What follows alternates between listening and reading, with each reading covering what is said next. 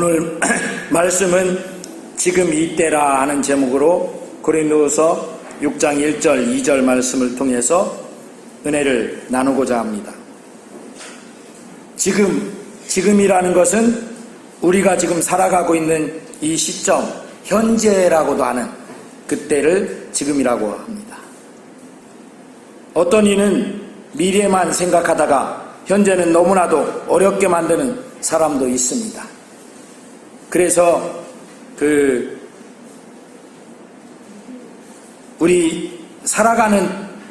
우리가 지금 살아가고 있는 것은 지금인데, 현재인데 미래를 자꾸 살려고 하는 사람들이 있어요. 그런데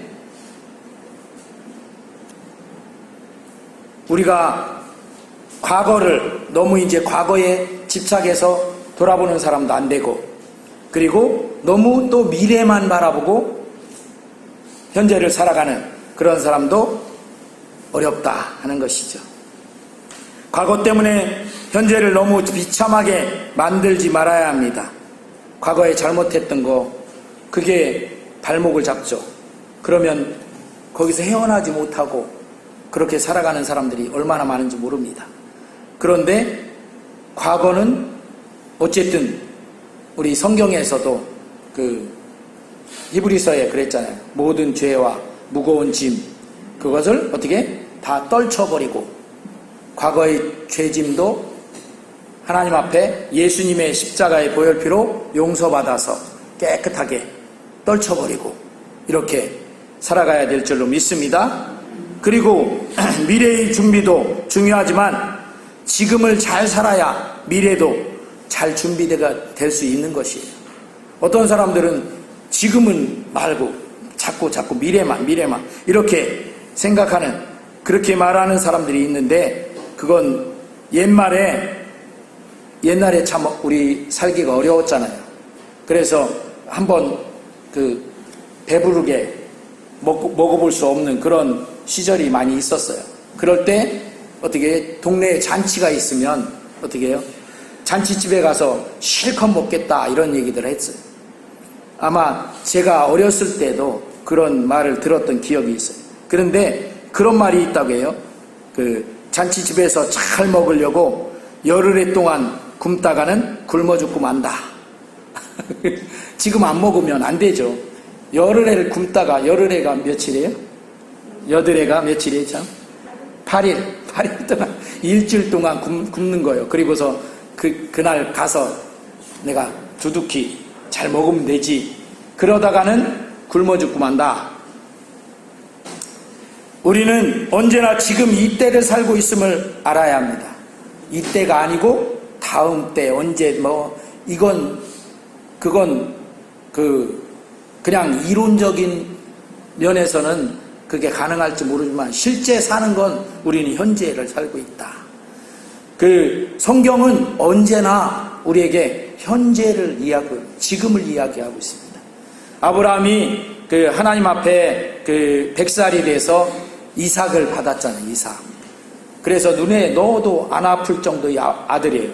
100살에 받았으니 얼마나. 그 아들이 한 17살쯤 된 그때, 그러니까 아브라함 나이가 몇 살이에요 그럼? 117세. 이삭의 나이가 17살이면 117세에 그때쯤 돼서 하나님이 아브라함을 급히 부르셨어요. 아브라함아. 그러더니 뭐라고 해요? 네 독자, 네 아들 이삭을 내게 번제로 드려라. 그랬어요. 그랬을 때 아브라함이 알겠습니다 하나님, 언젠가는 번제로 드려야죠 이랬을까요? 아니잖아요. 예, 알겠습니다. 그리고서 당장에 번제를 드릴 장작을 꾸리고 그 짐을 꾸려서 하인 하나하고 같이 이렇게 길을 떠나잖아요. 어디에서 드려라? 모리아산에서 드려라. 그래서 모리아산으로 바로 출발해요. 그러니까 성경 말씀은 하나님이 우리에게 말씀하실 때는 바로 해라, 지금 해라, 이런 말씀을 하시는 거지, 내일 모레 해라, 내일 모레 하라 할 것 같으면 언제 말씀하셔요? 내일 모레 말씀하시는 거예요. 그때 말씀하시지 미리 오늘 말씀하시면서 내일 모레 가서 이거 해라 이렇게 하시지 않는다는 것을 우리가 알아야 된다는 것입니다. 우리가 이렇게 지금 살고 있는데 세상에서 세 가지 중요한 금이 있다고 어떤 이가 말하더라고요. 황금, 소금, 지금. 이렇게. 이 중에서 저는 가장 중요한 것이 지금이다라고 생각합니다. 이렇게 생각한다고 하면, 목사님도 참, 황금이 얼마나 비싸고 중요한데, 그러십니까? 할지 모르지만, 황금이 아무리 많아도 지금 내 삶이 하면 소용이 없어요. 어떤 여행자가 사막지대를 지나는데, 사막에 가다 보면 오아시스라고 해서 샘물이 가끔씩 있잖아요. 그런데 저기에 오아시스가 있는 것 같이 보여서 막 부지런히 목이 말라 죽겠으니까 막 가서 딱 봤더니 샘물이 말라 있어. 그런데 거기 옆에 자루에 황금이 막 쌓여져 있어요. 그런데 그 황금을 봐도 기쁘지 않아. 왜? 지금 목말라서 물이 없어서 죽겠는데 이 황금 가져봐야 소용이 없다 이거지. 그냥 황금 들고 가다가 죽어버리면 아무런 소용이 없다는 거죠. 사랑하는 여러분, 지금 여러분은 감당할 수 없는 시험, 고난을 당하고 있다고 생각하지는 않습니까? 그런 지금이 하나님의 도움을 받을 수 있는 기회입니다. 많은 사람들이 고난을 당하고 어려움을 당하고 시험을 당하는 거 싫어하죠. 그런데 시험이나 고난이나 그런 게 있을 때 그것을 통해서 하나님의 도우심과 은혜를 베풀어 주심, 그 은혜를 체험할 수 있는 기회가 된다는 것을 아셔야 돼요. 아무런 그런 거 없이 아주 순탄한 삶을 살아가는 사람은 하나님의 은혜도 그런 놀라운 은혜도 체험하기 어려워. 왜? 그냥 평범하게 순탄하게 잘 흘러가고 있잖아. 지난주에 말씀드렸듯이 그런 사람들은 하나님이 필요하지 않아. 왜? 내가 지금 평안한데 뭘 하나님이 평안 안 주셔도 평안해. 이렇게 생각한단 말이죠. 사랑하는 여러분, 지금 여러분은 이 감당할 수 없는 시험, 이것을 어떻게 헤쳐나가기를 원하십니까? 감당할 수 없는 고난과 시험이 오면 사람들은 누구나 그렇게 생각하죠. 나에게 좀 누구가 도움을 되어주기를 바란다. 그래서 이 시험, 이 고난을 잘 이겨나갈 수 있도록 내게 좀 힘 좀 도와주시는 그런 분들이 있으면 좋겠다. 여러분이 평생에 가장 큰 사랑과 도움을 베풀어 주신 분이 누구입니까? 아마 부모님을 꼽기도 하고 또 어떤 은인을 꼽기도 하고 이렇게 하겠죠. 그런데 그분은 여러분 평생에 늘 끊임없이 그리고 영원히 도움을 줄 수 없는 사람입니다. 사람은 한계가 있어서요, 늘 한계점에 부딪히게 돼요. 부모님이 여러분들을 잘 도와주셨다면 그 부모님이 연세가 들어서 돌아가시면 그 다음에는 부모님이 아무리 도와주고 싶어도 도와줄 수가 없어요. 또 어떤 은인이 여러분을 아주 좋아하는 그런 사람이 여러분을 도와주고 있었다면 그분이 다 도와줄 수 없어요. 영원히 도와줄 수가 없어요. 어떤 남편이 아내의 병상에서 이렇게 울부짖었다고 합니다. 아내가 저렇게 고통을 당하고 있는데 나는 아무런 도움을 줄 수 없어요. 어떻게 하면 좋을까요? 이렇게. 그렇습니다. 아내가 남편을, 부모가 자식을, 자식이 부모를 사랑하는 마음은 가지고 있으나 그 사랑은 제한적이고 영원하지를 못하다 하는 것입니다. 왜? 사람 자체가 제한적이고 부족하니까. 그렇지만 하나님은 영원 전부터 영원 후까지 우리 도움이 되어 주십니다. 그래서 영원한 사랑을 베푸시는 분은 하나님 한 분밖에 없다 하는 것입니다. 그래서 다윗이 하나님의 사랑을 많이 받으신 분이잖아요. 그분도 시편 23편에 이렇게 말했습니다. 우리 한번 같이 시편 23편 읽어볼까요? 시작. 여호와는 나의 목자시니 내게 부족함이 없으리로다. 그가 나를 푸른 풀밭에 누이시며 쉴만한 물가로 인도하시는도다.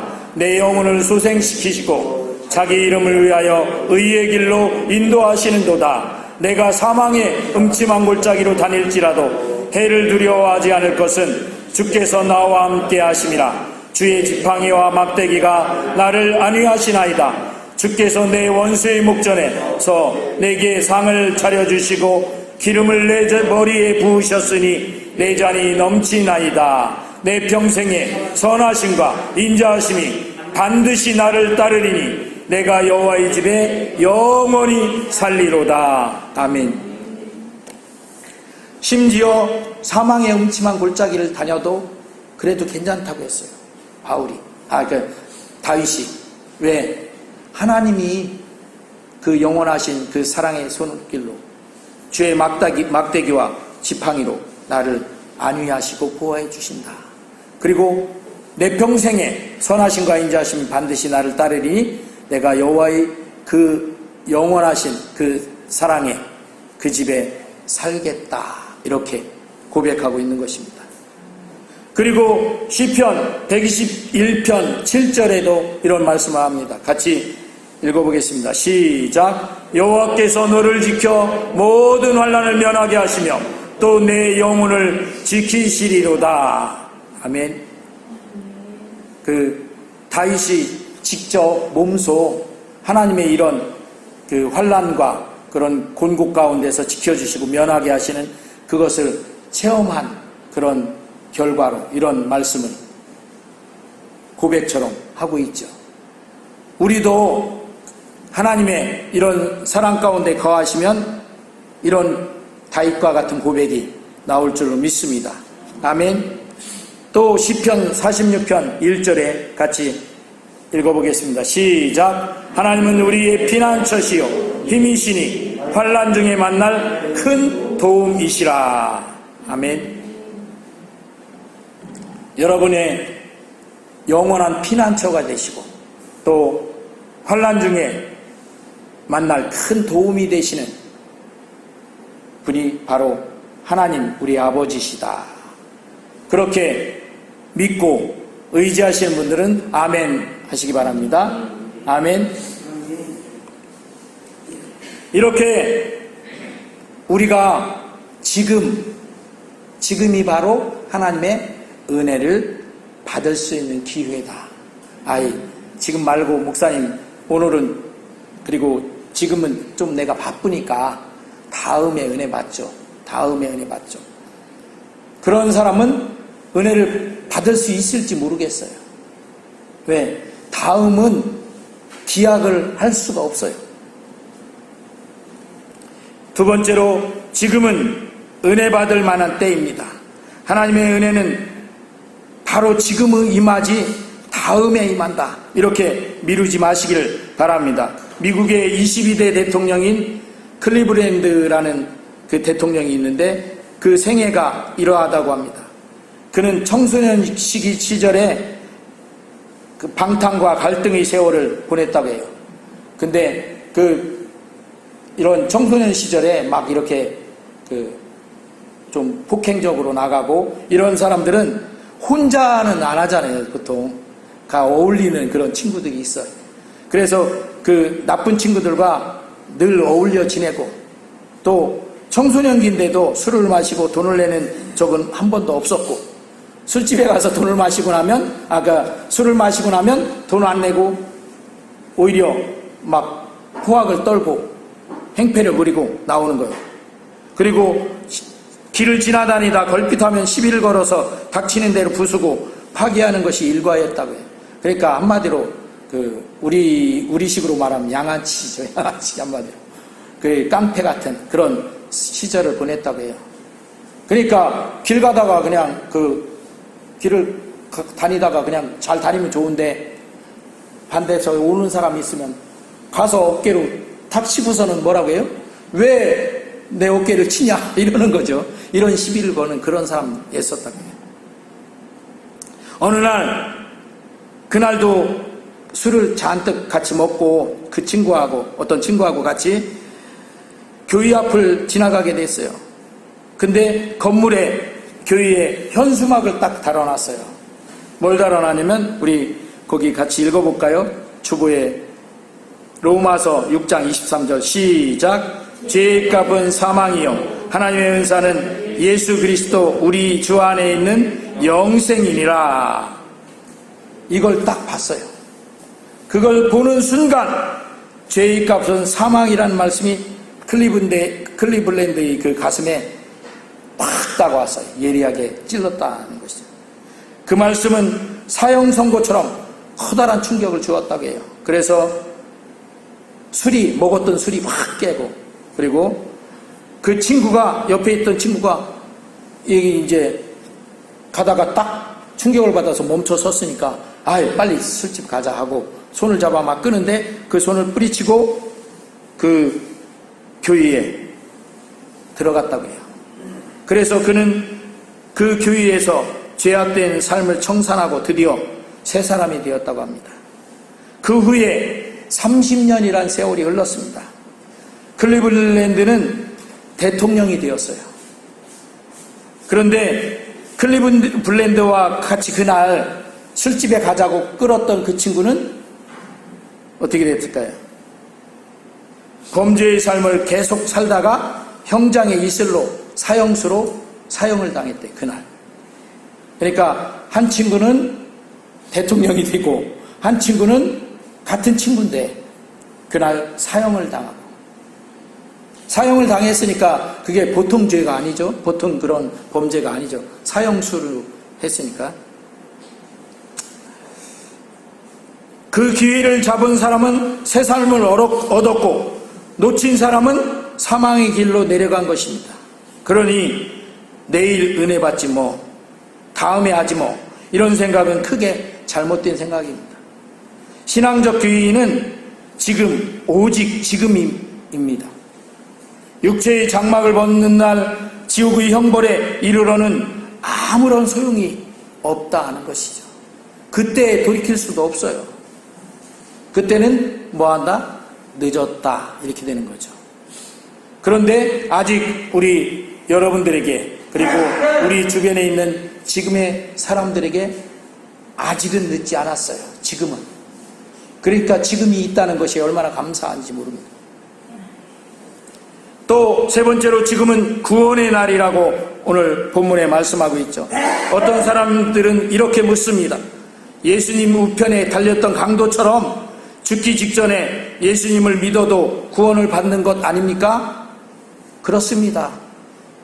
그렇다면 나는 지금 안 믿고 죽기 직전에 믿겠습니다. 지금은 좀 내가 즐길 것도 많고 먹을 술도 많고 또 해야 될 게임도 많고 여러 가지 많다. 그러니까 지금은 좀 그런 거 즐기다가 나중에 하늘나라 하나님이 오라고 하시기 그 직전에 내가 돌이키면 되지 않겠냐. 그런데 그러면 그 사람에게 당신이 언제 죽을지 아십니까? 그거야 모르지요. 그렇죠. 그렇다면 지금 믿으십시오.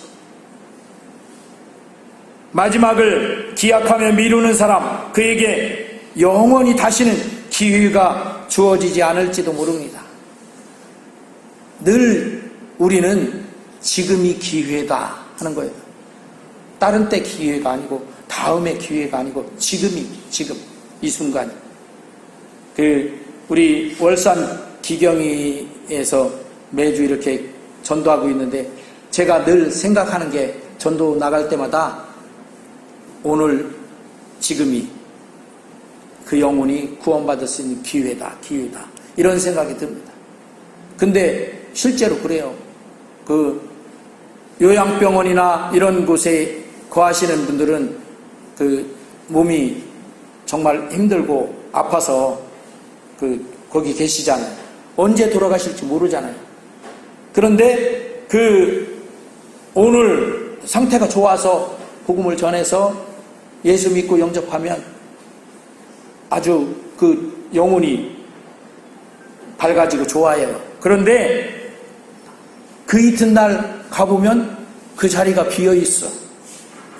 그러면 그 어르신은 너무너무 잘한 거예요. 그 전날 예수님 믿고 영접한 게 기회가 그때 주어졌으니까. 그런데 어떤 분은 다음에 하지 뭐 지금은 내가 너무 힘들고 그러니까 다음에 이렇게 미뤘는데 그 이튿날 가서 보니까 자리가 없어. 왜 없나? 그러니까 그 밤에 돌아가셨어. 왜 우리가 인사를 아침에 인사하죠? 뭐라고 인사해요? 안녕하세요. 밤새 안녕이자 밤새 안녕. 똑같이 지금이 지나가면 구원의 기회가 사라질지도 몰라요.